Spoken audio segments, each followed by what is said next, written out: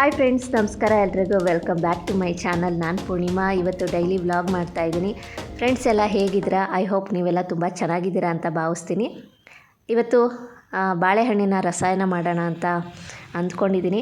ಬಾಳೆಹಣ್ಣಿತ್ತು. ಬಾಳೆಹಣ್ಣಂತೂ ಹಾಗೆ ಖರ್ಚಾಗೋದಿಲ್ಲ, ಹಾಗಾಗಿ ರಸಾಯನ ಮಾಡೋಣ ಅಂತ ಅಂದ್ಕೊಂಡಿದ್ದೀನಿ. ನನಗೂ ತುಂಬ ಇಷ್ಟ ಆಗುತ್ತೆ. ದೇವಸ್ಥಾನದಲ್ಲಿ ಕೊಡುವಂತಹ ಒಂದು ರಸಾಯನ ಇರುತ್ತಲ್ಲ, ನಂಗೆ ತುಂಬ ಇಷ್ಟ ಆಗುತ್ತೆ. ಹಾಗಾಗಿ ನನಗಂತೂ ತುಂಬ ಇಷ್ಟ ಆಗುತ್ತೆ ರಸಾಯನ. ಸೊ ಇವಾಗ ಬಾಳೆಹಣ್ಣನ್ನು ಕಟ್ ಮಾಡ್ಕೊಳ್ತಾ ಇದ್ದೀನಿ. ಸ್ನೇಹಿತರೆ, ಈ ವಿಡಿಯೋನ ನೋಡೋಕ್ಕೂ ಮುಂಚೆ ಚಾನಲ್ನ ಹೊಸದಾಗಿ ನೋಡ್ತಾ ಇದ್ದರೆ ಸಬ್ಸ್ಕ್ರೈಬ್ ಮಾಡ್ಕೊಳ್ಳಿ. ಹಾಗೆ ಪಕ್ಕದಲ್ಲೇ ಇರುವಂತಹ ಬೆಲ್ಲೈಕನ್ ಮರಿದಲ್ಲೇ ಕ್ಲಿಕ್ ಮಾಡಿ. ಇದರಿಂದ ಹೊಸ ವೀಡಿಯೋಸ್ ಬಂದರೆ ನಿಮಗೆ ನೋಟಿಫಿಕೇಷನ್ ಬರ್ತಾನೆ ಇರುತ್ತೆ. ವಿಡಿಯೋ ಇಷ್ಟ ಆದಲ್ಲಿ ಲೈಕ್ ಮಾಡಿ, ಕಮೆಂಟ್ ಮಾಡಿ, ಹೆಚ್ಚು ಜನಕ್ಕೆ ವಿಡಿಯೋನ ಶೇರ್ ಮಾಡಿ. ಒಂದು ಬ್ಯುಸಿ ಡೇ ಅಂತಲೇ ಹೇಳ್ಬೋದು. ತುಂಬ ಕೆಲಸ ಇದೆ. ನಾಳೆ ಊರಿಗೆ ಹೋಗಬೇಕು, ಪ್ಯಾಕಿಂಗ್ ಮಾಡೋದಿದೆ, ಹಾಗೆ ವಿಡಿಯೋ ಶೂಟ್ ಮಾಡೋದಿದೆ, ಅಡುಗೆ ಮಾಡೋದಿದೆ. ಎಷ್ಟೊಂದು ಕೆಲಸಗಳಿರುತ್ತೆ ಅಂದರೆ ಯೂಟ್ಯೂಬರ್ಸ್ಗಳಿಗೆ ಇದರ ಅನುಭವ ಚೆನ್ನಾಗಾಗಿರುತ್ತೆ ಅಂತ ಅಂದ್ಕೊಳ್ತೀನಿ. ಇದ್ರ ಬಗ್ಗೆ ಇನ್ನಷ್ಟು ನಾನು ರೆಸಿಪಿನ ಮಾಡ್ತಾನೆ ಮಾತಾಡ್ತೀನಿ.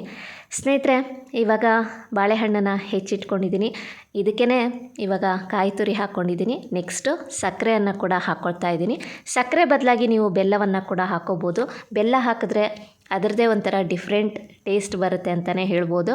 ಲಾಸ್ಟ್ ಟೈಮು ಬೆಲ್ಲ ಹಾಕಿ ಮಾಡಿದ್ದೆ, ತುಂಬಾ ಚೆನ್ನಾಗಿತ್ತು.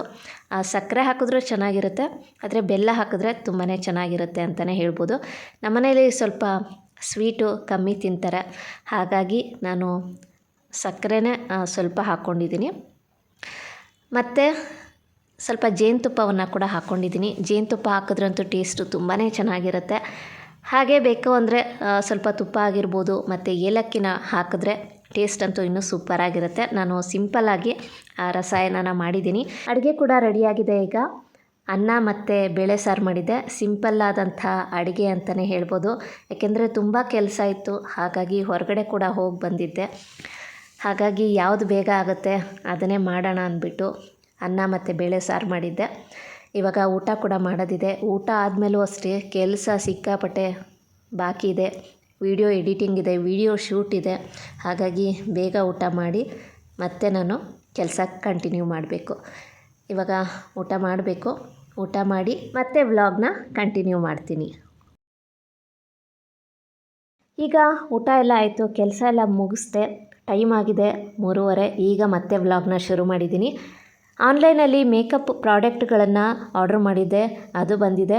ಇವಾಗ ಅನ್ಬಾಕ್ಸಿಂಗ್ ಮಾಡಿ ವಿಡಿಯೋ ಕೂಡ ಮಾಡೋದಿದೆ. ಅದಕ್ಕೆ ಅಂತಲೇ ಮತ್ತೆ ರೆಡಿಯಾಗಿದ್ದೀನಿ. 2 ವಿಡಿಯೋ ಶೂಟ್ ಇತ್ತು, ಹಾಗೆ ಎಡಿಟಿಂಗ್ ಕೂಡ ಇತ್ತು, ಮುಗಿಸ್ತಾ ಇದ್ದೀನಿ. ನಾಳೆ ಊರಿಗೆ ಬೇರೆ ಹೋಗೋದಿದೆ, ಹಾಗಾಗಿ ಬೇಗ ವೀಡಿಯೋಸ್ಗಳನ್ನ ಮಾಡ್ಕೊಳ್ತಾ ಇದ್ದೀನಿ. ವಿಡಿಯೋ ಶೂಟ್ ಆಗಬೇಕು, ಮತ್ತು ವಿಡಿಯೋ ಮಾಡಿರೋದನ್ನು ಮತ್ತೆ ಎಡಿಟ್ ಮಾಡಿ ರೆಡಿ ಮಾಡಬೇಕು. ಇಷ್ಟು ಕೆಲಸ ಇದೆ. ಎಲ್ಲರೂ ಹೋಗಬೇಕು ಅಂದರೆ ತುಂಬ ಖುಷಿ ಆಗುತ್ತೆ, ಆದರೆ ಅಷ್ಟೇ ಕೆಲಸ ಇರುತ್ತೆ ನಮಗೆ. ಯಾಕೆಂದರೆ ಎಷ್ಟು ದಿನ ಹೋಗ್ತಾ ಇದ್ದೀವಿ ಅಷ್ಟು ದಿನದ ಒಂದು ವೀಡಿಯೋಸ್ಗಳನ್ನು ನಾವು ರೆಡಿ ಮಾಡ್ಕೋಬೇಕಾಗುತ್ತೆ. ಮಿನಿಮಮ್ ಒಂದು 3ರಿಂದ 4 ವೀಡಿಯೋನಾದರೂ ನಾವು ರೆಡಿ ಮಾಡಿ ಇಟ್ಟು ಹೋಗಿರ್ತೀವಿ. ಎಲ್ಲ ಯೂಟ್ಯೂಬರ್ಸ್ಗಳಿಗೂ ಇದೇ ಒಂದು ಪರಿಸ್ಥಿತಿ ಖಂಡಿತವಾಗ್ಲೂ ಇದ್ದೇ ಇರುತ್ತೆ. ಎಲ್ಲರೂ ಹೋಗಬೇಕು ಅಂದ್ರೂ ನಾವು ನೆಮ್ಮದಿಯಾಗಿ ಹೋಗೋಕ್ಕಾಗೋದೇ ಇಲ್ಲ. ವೀಡಿಯೋಸ್ಗಳನ್ನ ಮಾಡಿಟ್ಟೇ ಹೋಗಬೇಕಾಗತ್ತೆ. ಈಗ ಒಂದು ವೀಡಿಯೋನ ಮಾಡಿದೆ, ಇವಾಗ ಮತ್ತೊಂದು ವೀಡಿಯೋ ಶೂಟ್ ಮಾಡ್ತಾಯಿದ್ದೀನಿ. ಇದು 2ನೇ ವೀಡಿಯೋ ಶೂಟು. ಮತ್ತೆ ರೆಡಿಯಾಗಿ ಬಂದು ಮತ್ತೆ ಶಾಪಿಂಗ್ ಹಾಲ್ದು ವೀಡಿಯೋ ಮಾಡ್ತಾಯಿದ್ದೀನಿ. ಇದಿಷ್ಟು ಮಾಡಿ ಮತ್ತೆ ನನಗೆ ವೀಡಿಯೋ ಮಾಡೋಕ್ಕಾಗಲಿಲ್ಲ. ಮತ್ತೆ ಇವಾಗ ರಾತ್ರಿ 10:15ಗೆ ವ್ಲಾಗ್ನ ಶುರು ಮಾಡಿದ್ದೀನಿ. ನಮ್ಮ ಮನೆಯವರು ಬಿಗ್ ಬಾಸ್ ನೋಡ್ತಾಯಿದ್ರು. ನಾನು ಊಟ ಎಲ್ಲ ಮುಗಿಸಿ ಮತ್ತು ಕೆಲಸಗಳನ್ನೆಲ್ಲ ಮಾಡಿಕೊಂಡು ಬಟ್ಟೆ ಪ್ಯಾಕ್ ಆಗಿರಲಿಲ್ಲ. ಇವಾಗ ಬಟ್ಟೆ ಪ್ಯಾಕ್ ಮಾಡೋಣ ಅಂತ ಬಂದಿದ್ದೀನಿ. ನಾನು ರಾತ್ರಿ ಮಲಗಿದ್ದೆ 11:15 ಆಯಿತು. ಯಾಕೆಂದರೆ ಅಷ್ಟು ಕೆಲಸ ಇತ್ತು. ಬ್ಯಾಗನ್ನು ತೆಗೆದಿಟ್ಟಿದ್ರು ನಮ್ಮ ಮನೆಯವರು, ಅವ್ರ ಬಟ್ಟೆಗಳನ್ನೆಲ್ಲ ಕೊಟ್ಟಿದ್ದರು. ಇವಾಗ ಬಟ್ಟೆಗಳನ್ನೆಲ್ಲ ಜೋಡಿಸಿ ಇಡಬೇಕು. 2 ವಿಡಿಯೋ ಶೂಟ್ ಮಾಡಿದೆ, ಮತ್ತು ಎಡಿಟಿಂಗ್ ಮಾಡಿಟ್ಟಿದ್ದೆ. ವಿಡಿಯೋ ಮಾಡಿದ್ರಲ್ಲ, ಅದನ್ನು ಎಡಿಟ್ ಮಾಡಿಡಬೇಕಲ್ಲ, ಹಾಗಾಗಿ ಸೊ ಎಲ್ಲನೂ ಇವಾಗ ಬಟ್ಟೆನ ಜೋಡಿಸಿ ಇಡ್ತಾಯಿದ್ದೀನಿ. ನಂದಾಗಿದೆ. ಇವಾಗ ನಮ್ಮ ಮನೆಯವ್ರ ಬಟ್ಟೆಗಳನ್ನು ಇಡಬೇಕು. ಎಲ್ಲಿಗೋಗ್ತಾ ಇದ್ದೀನಿ ಅಂತ ನಿಮಗೆ ಇವಾಗ ತಿಳಿಸ್ಲೇಬೇಕು. ಆಲ್ರೆಡಿ ಗೊತ್ತಿರುತ್ತೆ ನಾನು ಎಲ್ಲಿಗೋಗಿದ್ದೆ ಅಂತ, ಯಾಕೆಂದರೆ ಲಾಸ್ಟ್ ವಿಡಿಯೋಲ್ಲೇ ನಾನು ಹೇಳಿದ್ದೆ ನಾವು ಬೆಂಗಳೂರಿಗೆ ಹೋಗ್ತಾ ಇದ್ದೀವಿ ಅಂತ. ಹೌದು, ನಮ್ಮ ಮಾವ ಅವರ ಒಂದು ಕಾರ್ಯ ಇತ್ತು ವರ್ಷದ್ದು, ಹಾಗಾಗಿ ಬೆಂಗಳೂರಿಗೆ ಹೋಗ್ತಾ ಇದ್ದೀವಿ. ಹಾಗೆಯೇ ನನಗೆ ಈ ಸಲ ಬೆಂಗಳೂರಿಗೆ ಹೋಗೋಕ್ಕೆ ಇನ್ನೂ ಒಂದು ಖುಷಿಯಾದಂಥ ಒಂದು ಕಾರಣ ಏನು ಅಂದರೆ ನನ್ನ ಫ್ರೆಂಡ್ಸ್ ಸಿಗ್ತೀನಿ ಅಂತ ಹೇಳಿದರು. ಹಾಗಾಗಿ ಅವ್ರನ್ನ ಮೀಟ್ ಮಾಡೋಣ ಅಂತ ಬಂದಿದ್ದೀನಿ. ಇವಾಗ ಬೆಂಗಳೂರಿಗೆ ಕೂಡ ರೀಚ್ ಆಗಿದ್ದೀವಿ. ಮೊದಲಿಗೆ ಒರಿಯನ್ ಮಾಲ್ಗೆ ಹೋಗ್ತಾ ಇರುವಂಥದ್ದು. ನನ್ನ ಫ್ರೆಂಡ್ಸ್ಗಳು ಕೂಡ ಅದೇ ಮಾಲಲ್ಲಿ ಮೀಟ್ ಮಾಡ್ತೀವಿ ಅಂತ ಹೇಳಿದರು. ಅವ್ರಿಗೂ ಅದೇ ಪ್ಲೇಸು ಹತ್ತಿರ ಆಗುತ್ತೆ ಅಂದ್ಬಿಟ್ಟು ಅಲ್ಲಿಗೆ ಬರ್ತೀನಿ ಅಂತ ಹೇಳಿದರು. ನನಗೂ ಆನ್ ದ ವೇ ಅಲ್ವಾ, ಹಾಗಾಗಿ ನಾನು ಇಲ್ಲೇ ಸಿಗ್ತೀನಿ ಅಂತ ಹೇಳಿದ್ದೆ. ಅವರು ಇನ್ನೂ ಬಂದಿರಲಿಲ್ಲ, ನಾನೇ ಬೇಗ ಬಂದಿದ್ದು. ಹಾಗಾಗಿ ಇವಾಗ ಮಾಲ್ ಹತ್ರ ಹೋಗ್ತಾ ಇದ್ದೀನಿ. ನಮ್ಮ ಲೈಫಲ್ಲಿ ಒಂದೊಂದು ಪ್ಲೇಸ್ಗಳು ತುಂಬಾ ಖುಷಿ ಕೊಟ್ಟಿರುತ್ತೆ. ಹಾಗೆಯೇ ಇನ್ನೊಂದಷ್ಟು ಪ್ಲೇಸ್ಗಳು ನಮ್ಮ ಜೀವನದಲ್ಲಿ ಒಂದು ಕೆಟ್ಟ ಅನುಭವವನ್ನು ತರಿಸ್ಬಿಟ್ಟಿರುತ್ತೆ. ಹಾಗಾಗಿ ಮತ್ತೆ ಆ ಪ್ಲೇಸ್ಗೆ ಹೋಗಲೇಬಾರ್ದಪ್ಪ ಅನ್ನೋ ಅಷ್ಟು ಬೇಜಾರು ಖಂಡಿತ ಆಗಿರುತ್ತೆ. ಆದರೂ ಏನೂ ಮಾಡೋಕ್ಕಾಗಲ್ಲ, ನಾವು ಹೋಗಲೇಬೇಕಾಗತ್ತೆ ಅಲ್ವಾ.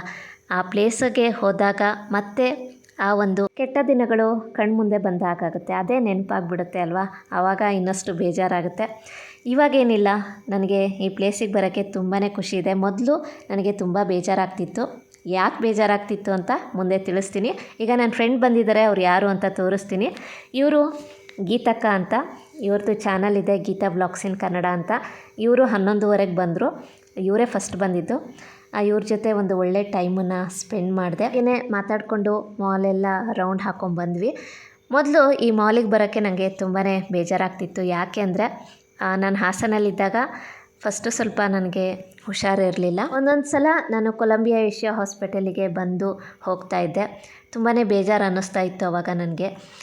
ಆವಾಗ ನನ್ನ ಹಸ್ಬೆಂಡು ಈ ಮಾಲಿಗೆ ಕರ್ಕೊಂಬರ್ತಾಯಿದ್ರು ನನಗೆ ಬೇಜಾರಾಗಿದೆ ಅಂತ. ಸ್ವಲ್ಪ ಹೊತ್ತು ಇಲ್ಲಿ ಟೈಮನ್ನು ಕಳೆದು ಮತ್ತೆ ನಾವು ಹಾಸನ್ಗೆ ಹೋಗ್ತಾಯಿದ್ವಿ. ಅಂದರೆ ಮನೆಯೂ ಇತ್ತು, ಮನೆಗೂ ಹೋಗ್ಬಿಟ್ಟು ಹಾಸನ್ಗೆ ಹೋಗ್ತಾಯಿದ್ವಿ. ಒಂಥರ ಬೇಜಾರಿತ್ತು ಆವಾಗ ನನಗೆ. ಅದೆಲ್ಲ ಮತ್ತೆ ನೆನಪಾಗುತ್ತೆ.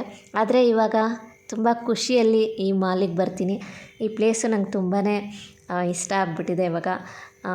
ಈ ಮಾಲಲ್ಲಿ ಗೀತಕ್ಕ ಒಂದು ಸಲ ಸಿಕ್ಕಿದ್ರು, ಇವಾಗ 2ನೇ ಸಲ ಸಿಗ್ತಾ ಇರೋದು. ಇವಾಗ ಇನ್ನೊಬ್ಬರು ಫ್ರೆಂಡ್ ಬಂದರು, ಇವ್ರು ಗಾಯತ್ರಿ ಅಂತ. ಇವ್ರದ್ದು ಚಾನಲ್ ಇದೆ ಗಾಯತ್ರಿ ಹಾಬೀಸ್ ಅಂತ. ಎಲ್ಲ ದಿನಗಳು ಒಂದೇ ರೀತಿ ಇರೋದಿಲ್ಲ ಅಲ್ವಾ. ಏಕೆಂದರೆ ನಮ್ಮ ಜೀವನದಲ್ಲಿ ನಾವು ಕೆಟ್ಟ ದಿನಗಳನ್ನು ನೋಡಿರ್ತೀವಿ. ಮುಂದೆ ನಮಗೆ ಒಳ್ಳೆಯ ದಿನ ಖಂಡಿತ ಬಂದೇ ಬರುತ್ತೆ. ಹಾಗಾಗಿ ನಾವು ಅದನ್ನೆಲ್ಲ ತಲೆ ಕೆಡಿಸ್ಕೋಬಾರ್ದು. ನಮ್ಮ ಲೈಫಲ್ಲಿ ತುಂಬ ಕಷ್ಟನ ಎದುರಿಸ್ತಾ ಇದ್ದೀವಿ ಅಂದರೆ ಮುಂದೆ ಒಳ್ಳೆಯ ದಿನಗಳು ಖಂಡಿತ ಬಂದೇ ಬರುತ್ತೆ. ನಾವು ಕಷ್ಟ ಎಷ್ಟು ಅನುಭವಿಸಿರ್ತೀವೋ ಅದರ 2ರಷ್ಟು ಸುಖ ಅನ್ನೋದು ಖಂಡಿತ ಸಿಕ್ಕೇ ಸಿಗುತ್ತೆ.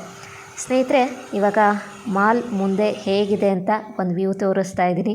ಇನ್ನೂ ತುಂಬ ಹೊತ್ತು ಇರಬೇಕು ಅಂತ ಅಂದ್ಕೊಳ್ತಾ ಇದ್ವಿ, ಆದರೆ ಟೈಮ್ ಆಗಲೇ 1:30 ಆಗಿತ್ತು. ಇಸ್ಕಾನ್ ಟೆಂಪಲ್ ಹತ್ರ ಹೋಗೋಣ ಅಂತ ಅಂದ್ಕೊಂಡ್ವಿ. ಅಲ್ಲೇ ಒಂದು ರೆಸ್ಟೋರೆಂಟ್ ಇದೆ, ಅಲ್ಲೇ ಊಟ ಮಾಡಿಕೊಂಡು ವೀಡಿಯೋ ಮಾಡ್ಕೊಂಬರೋಣ ಅಂತ ಅಂದ್ಕೊಂಡ್ವಿ. ಬಟ್ ಅಲ್ಲಿ ಟೆಂಪಲ್ ಕೂಡ ಕ್ಲೋಸ್ ಆಗಿತ್ತು. ರೆಸ್ಟೋರೆಂಟ್ಗೆ ಹೋಗಿ ಅಲ್ಲೇ ಊಟ ಮುಗಿಸ್ಕೊಂಡು ಮತ್ತೆ ವಾಪಸ್ ಇಲ್ಲಿಗೆ ಬಂದ್ವಿ. ನಾವು ಬಂದು ಇಲ್ಲೇ ವೀಡಿಯೋ ಶೂಟ್ ಎಲ್ಲ ಮಾಡ್ಕೊಂಡ್ವಿ, ರೀಲ್ಸ್ ಎಲ್ಲ ಮಾಡಿದ್ವಿ. ಟೈಮ್ ಹೋಗಿದ್ದೇ ಗೊತ್ತಾಗಲಿಲ್ಲ. ತುಂಬ ಚೆನ್ನಾಗಿತ್ತು ಈ ದಿನ. ಈಗ ನನ್ನ ಹಸ್ಬೆಂಡ್ ಕೂಡ ಬಂದಿದ್ದಾರೆ. ಟೈಮ್ ಆಗಲೇ 5:30 ಆಗಿತ್ತು. ಮನೆಗೆ ಹೊರಟಿದ್ದೀನಿ. ಇನ್ನಷ್ಟು ವೀಡಿಯೋಸ್ಗಳು ಕ್ರಿಯೇಷನ್ಸ್ ಬೈ ಪೂರ್ವಿ ಚಾನಲಲ್ಲಿ ಬರುತ್ತೆ. ಮಿಸ್ ಮಾಡದೆ ವೀಡಿಯೋಸ್ಗಳನ್ನ ನೋಡಿ. ಇವತ್ತಿನ ವ್ಲಾಗು ಇಷ್ಟ ಆಗಿದ್ರೆ ವಿಡಿಯೋಗೆ ಲೈಕ್ ಮಾಡಿ, ಕಮೆಂಟ್ ಮಾಡಿ, ಮತ್ತು ಹೆಚ್ಚು ಜನಕ್ಕೆ ವಿಡಿಯೋನ ಶೇರ್ ಮಾಡಿ. Thank you for watching.